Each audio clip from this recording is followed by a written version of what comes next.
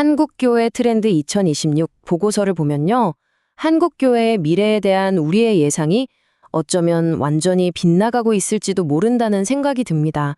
지금부터 우리가 미처 몰랐던 아주 놀라운 변화들을 하나씩 같이 들여다볼까 합니다.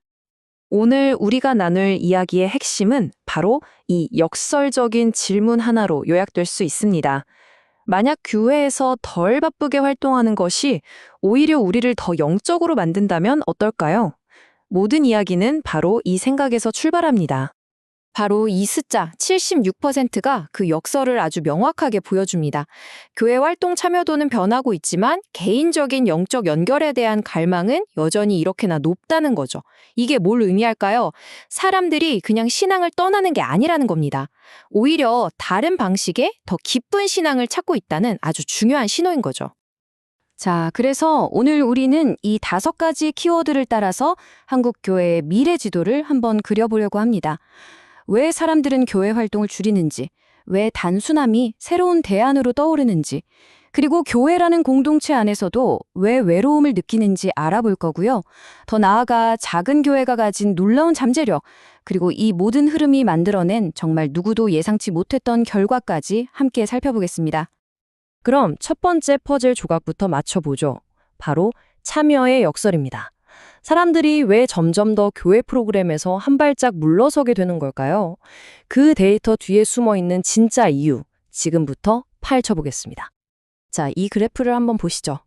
이게 바로 그 변화의 시작을 보여주는 데이터입니다. 교인 4명 중 1명꼴, 그러니까 무려 26%가 교회 활동을 예전보다 줄였다고 답했어요. 이건 그냥 작은 변화가 아니죠. 뭔가 거대한 흐름이 시작되고 있다는 신호탄 같은 겁니다. 그렇다면 왜 참여를 줄였을까요? 물론 바빠서라는 현실적인 이유가 30%로 가장 컸습니다. 근데 진짜 주목해야 할 건 그 다음 이유들이에요.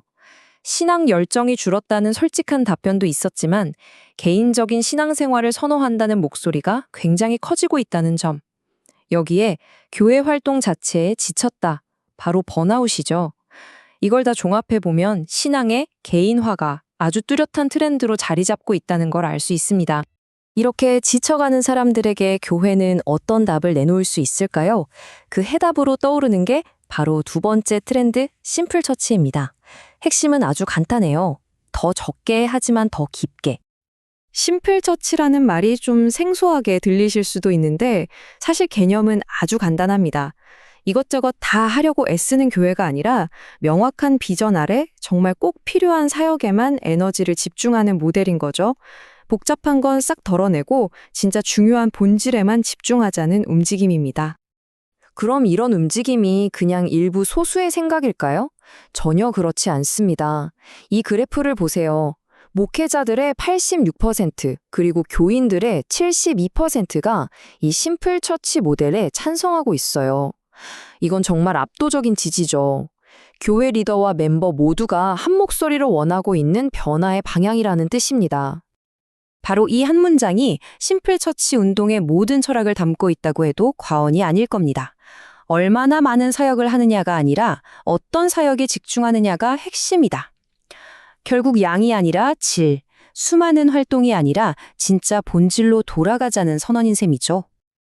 자, 그런데 교회를 이렇게 단순하게 핵심에 집중하게 만드는 것만으로 모든 문제가 해결될까요? 안타깝게도 그렇지 않습니다. 수많은 사람들 속에 있으면서도 느끼는 이 깊은 외로움, 이게 바로 우리가 마주한 세 번째 현실입니다. 이 숫자, 36%. 이건 정말 충격적이지 않나요? 교회에 다니는 사람 3명 중 1명 이상이 교회 공동체 안에서 외로움을 느낀다는 거예요. 관계와 사랑을 이야기하는 공동체에서 이런 결과가 나왔다는 건 우리가 뭔가 근본적인 걸 놓치고 있다는 신호겠죠. 그렇다면 이 외로움의 문제를 어떻게 풀어야 할까요?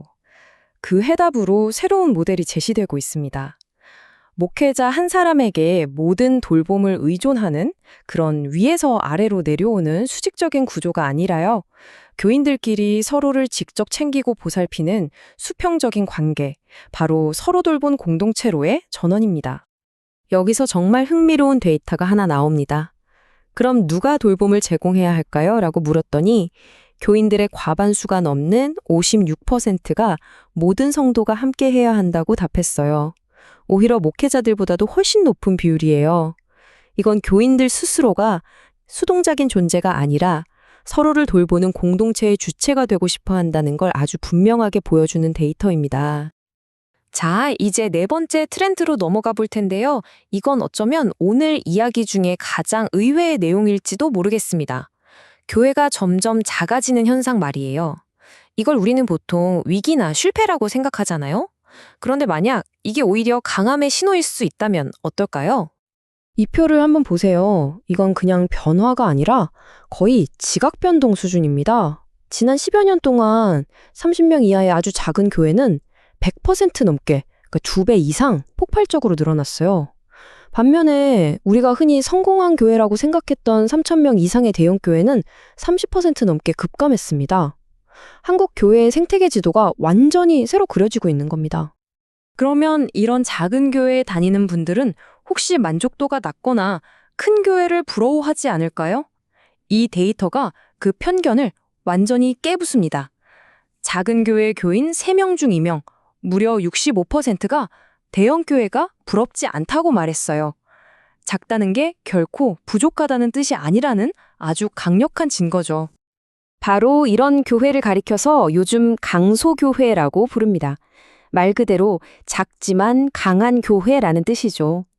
이제 교회의 성공 기준이 눈에 보이는 교인 숫자가 아니라 보이지 않는 공동체의 깊이와 단단함으로 바뀌고 있다는 걸 보여주는 정말 중요한 개념입니다.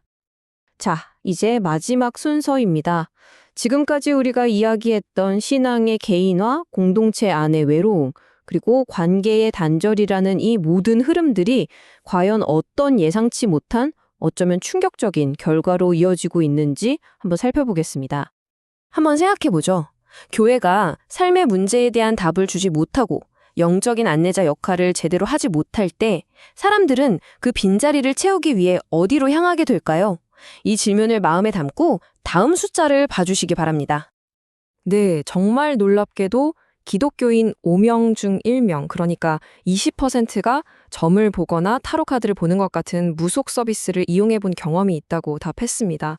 잠시만요. 이건 정말 이 숫자가 얼마나 큰 의미를 갖는지 우리가 한번 진지하게 생각해 볼 필요가 있습니다.